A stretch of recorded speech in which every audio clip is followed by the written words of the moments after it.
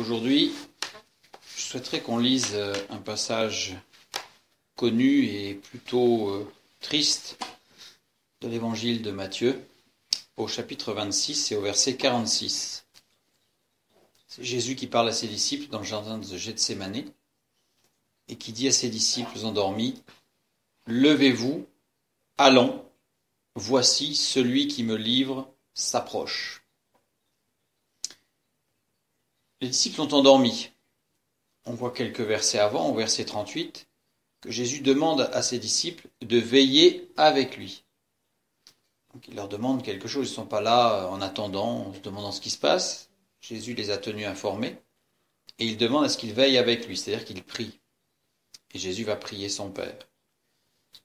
Et au verset 40, quand il revient d'avoir prié, eh bien, il nous est dit que Jésus trouve ses disciples endormis. Alors il les réveille. Au verset 41, il leur dit « Priez, veillez ». Il retourne prier son Père et au verset 43, il revient et ils sont encore endormis. Là, il ne les réveille pas. Il retourne prier le Père. Et quand il revient, après avoir prié le Père et que les disciples dorment, là, il leur dit « Levez-vous, allons, voici, celui qui me livre s'approche ». Au verset 43, il nous est dit que les yeux des disciples étaient appesantis. Alors on pourrait se dire, oui, mais ils étaient très fatigués de leur journée, de leur périple. Là, le terme qui est utilisé, en fait, c'est baréo, qui veut dire porter un fardeau, supporter un poids très lourd. Ça veut dire qu'en fait, les disciples étaient attristés, ils étaient accablés. Donc c'était une fatigue physique, mais il n'y avait pas que de la fatigue physique. Il y avait une fatigue morale, et peut-être même une fatigue spirituelle. Ils étaient fatigués. En fait, les disciples étaient découragés.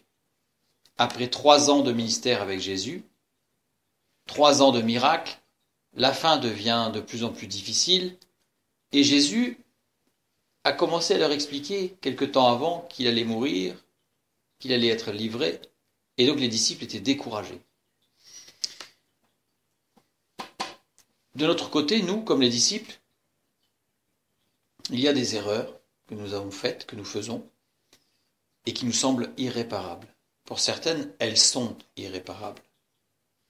Et alors nous cédons au découragement. Et nous pouvons nous dire, c'est fini. Ce n'est plus la peine d'essayer de nouveau. Ça fait plusieurs fois que j'essaye et je me suis endormi.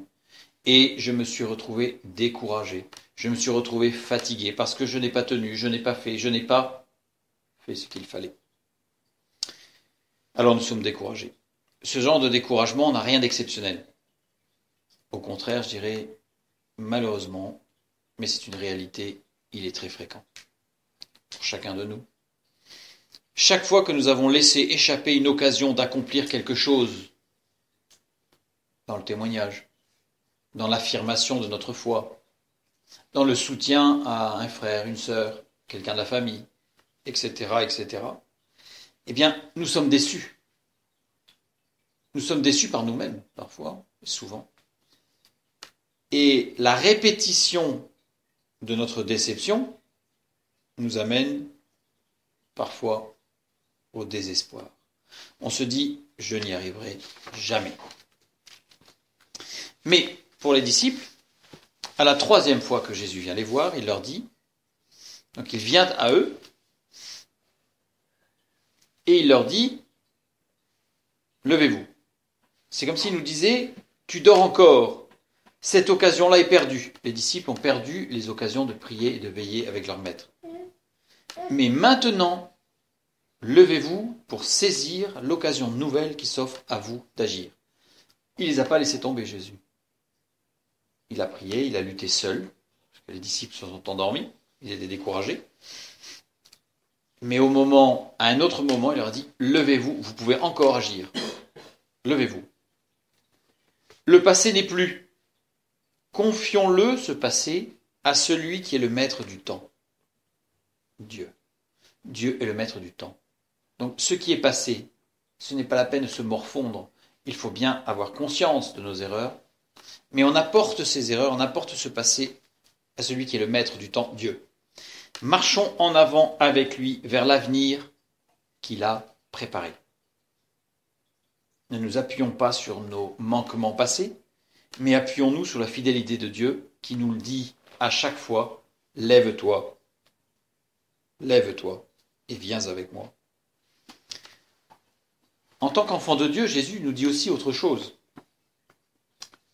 Il nous dit quelque chose de très important que l'on va retrouver au travers des paroles de l'apôtre Paul dans la deuxième épître aux Corinthiens, au chapitre 5 et au verset 17. Si quelqu'un est en Christ, il est une nouvelle création.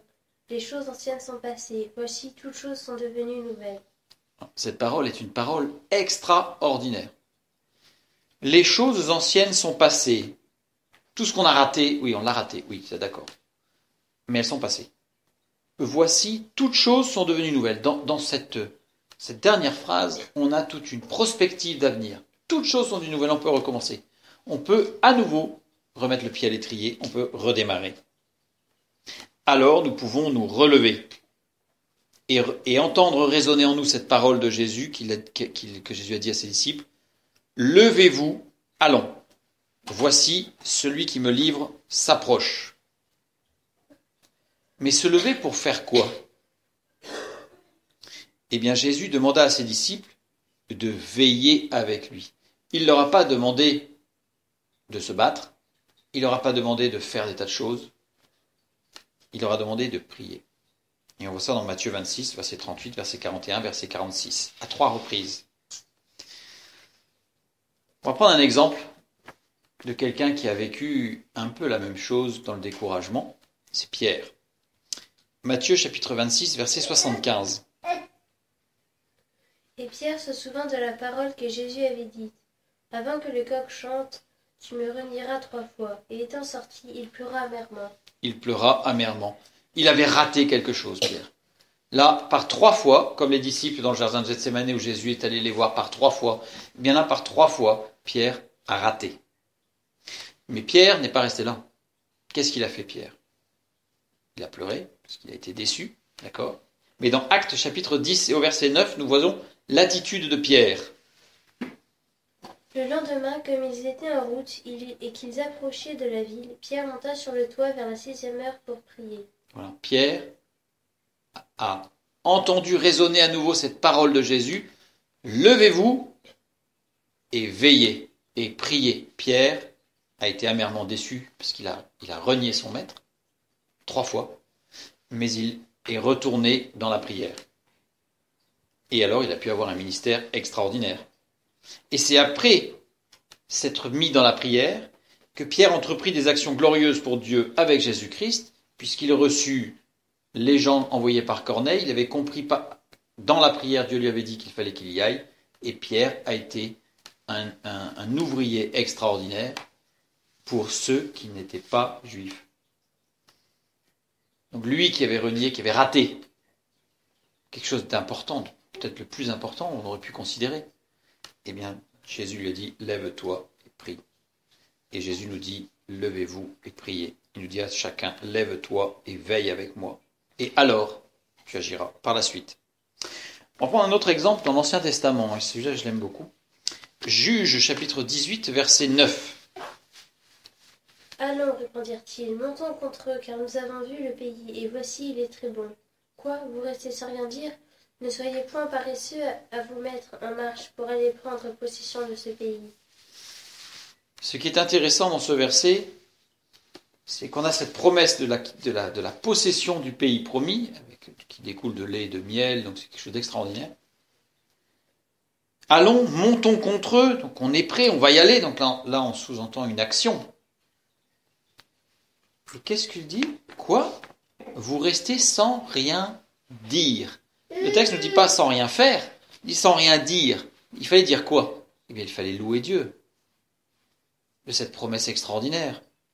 Il fallait prier. Et c'est dans la prière, ne soyez pas paresseux dans la prière, à vous mettre en marche pour veiller, et alors vous prendrez possession du pays. Les promesses de Dieu sont véritables, les promesses de Dieu sont vraies, elles sont à la portée de la main. J'oserais dire, elles sont à la portée de nos prières. Et très souvent, on les voit plutôt à la portée de notre main, alors on va tout faire pour tendre la main. Alors qu'au contraire, Dieu ne veut pas que nous tendions la main, il veut que nous prions, et alors nous acquerrons ce qu'il nous a promis. Que Dieu nous bénisse et nous fortifie. Levons-nous, allons, voici, celui qui en veut à nos vies s'approche, mais veillez et priez avec Christ. Amen.